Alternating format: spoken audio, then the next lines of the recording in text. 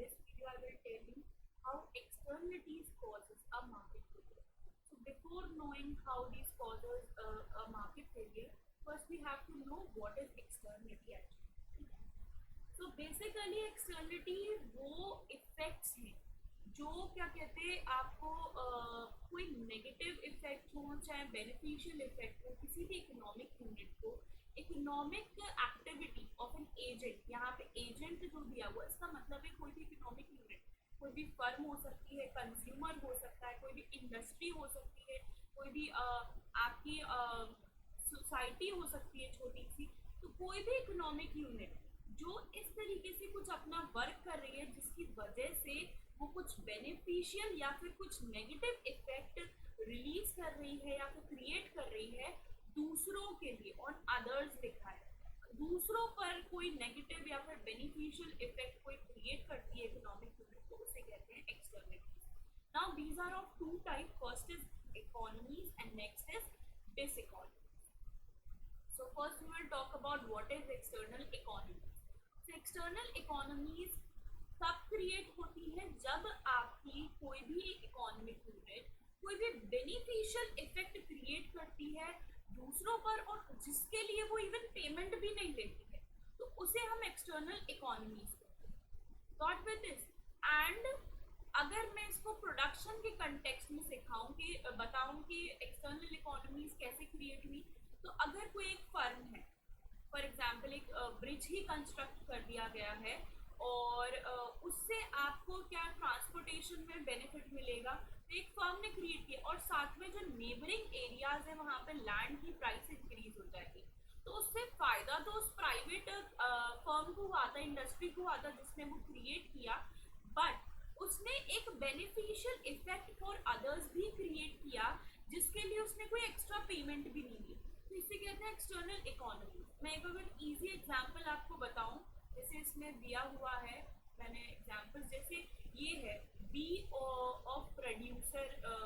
बीस producer of honey जो है, अगर वो बेनिफिट कर रहे हैं ओनर जो ऑरेंज ग्रोव्स का ओनर है बगल में ही, तो उसके लिए कैसे हेल्पफुल है बीस प्रोड्यूसर ऑफ हनी कि वो पॉलिनेट करेंगी बीस ऑरेंज को in the Grove, and even orange groves भी क्रिएट कर रहे हैं एक्सटर्नल इकोनॉमीज बी प्रोड्यूसर को, हनी प्रोड्यूसर को, सिंस जो ऑरेंज ग्रोव्स जो हैं वो एक नेक्टर प्रोवाइड कर रहे हैं बी प्रोड्यूसिंग हनी को। सो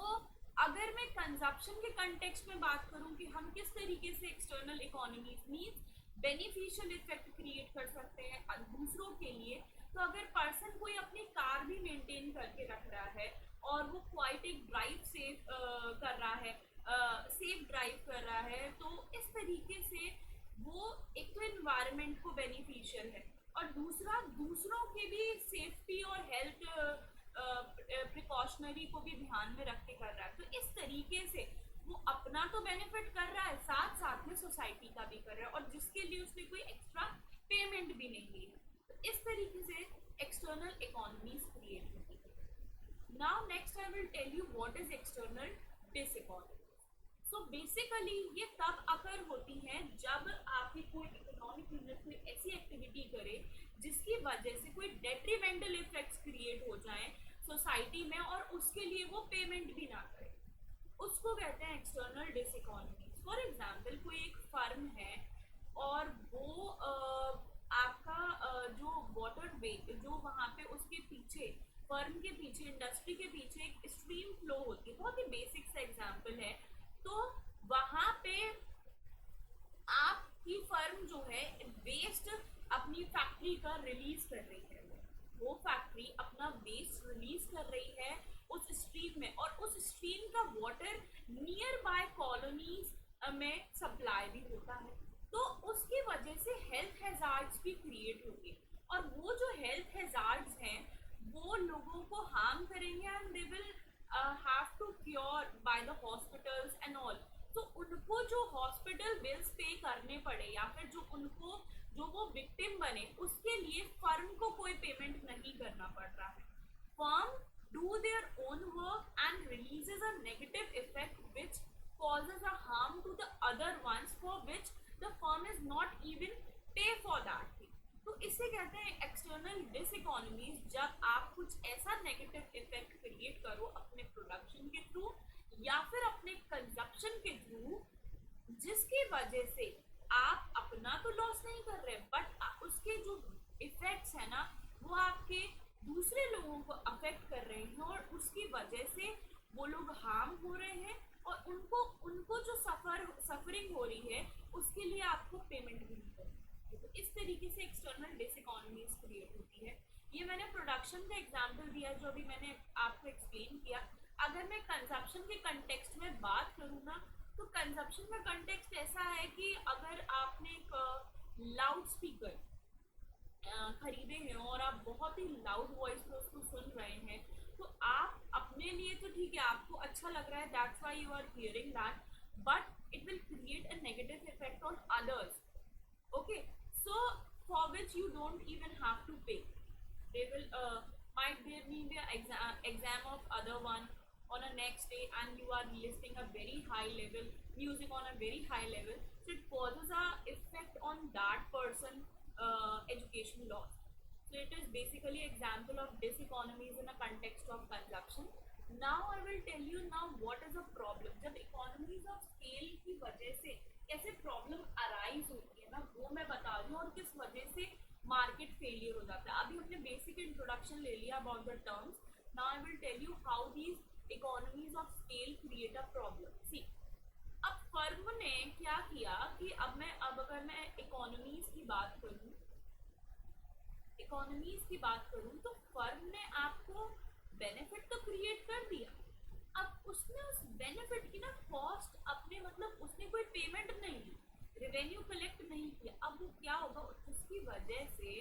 उसकी जो प्राइवेट मार्जिनल कॉस्ट है, मार्जिनल कॉस्ट क्या होती है, वन एक्स्ट्रा यूनिट को प्रोड्यूस करने के लिए उसकी जो कॉस्ट लगी है ना वो ज्यादा होगी जो सोसाइटी की marginal cost. What will this. और दूसरी चीज जो है ना, जो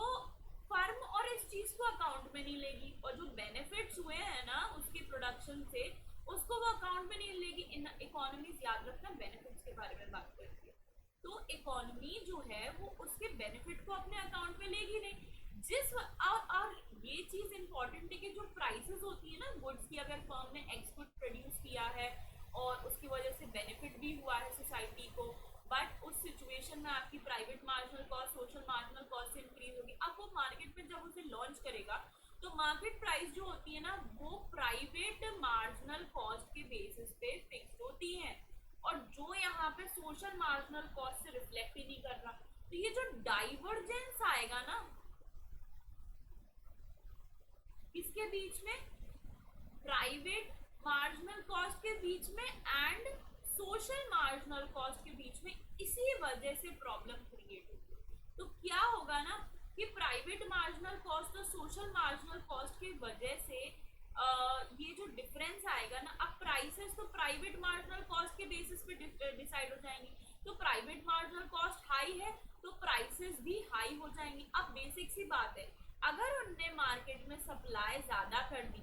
तो उनकी हाई प्राइस का मतलब क्या रह जाएगा, तो वो चीजों को सप्लाई कम करने लगेंगे और सोसाइटी को चाहिए होगा जितना उससे सप्लाई कम करेंगे और बेसिकली मार्केट फेलियर हो जाएगा। वाई है पैरेटो ऑप्टिमलिटी का मतलब ये है कि जो ऑप्टिमम अमाउंट ऑफ आउटपुट है ना वो उन्हें प्रोड्यूस करेंगे ही नहीं, क्योंकि उन्हें अपना आप उनको जो इतना ज्यादा उनकी प्राइवेट मार्जिनल कॉस्ट हो गई थी इतना ज्यादा, तो उसको कवर तो करना था वरना वो लॉस में नहीं चले जाएंगे। तो उन्होंने अपनी प्राइस हाई कर दी, उस भले ही उस बेनिफिट इस अकाउंट ने अकाउंट में ना लिया हो बट उन्होंने अपनी प्राइस हाई कर ली और उसकी वजह से उन्होंने सप्लाई कम कर दी और जिसकी वजह से अंडर प्रोडक्शन हो जाएगा सोसाइटी में और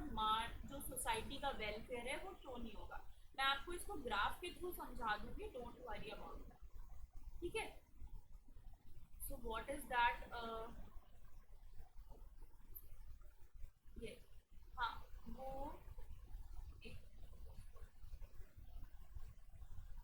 अब एक्सटर्नल डिसइकोनॉमीज, वो तो मैंने इकोनॉमीज का बताया था किस तरीके से मार्केट फेलियर कर देती है। अब डिसइकोनॉमीज में क्या होता है, यहाँ पे उल्टा हो जाता है कि डिसइकोनॉमीज देखो कैसे इफेक्ट होते हैं, डिसइकोनॉमीज कैसे इफेक्ट होते हैं, नेगेटिव इफेक्ट।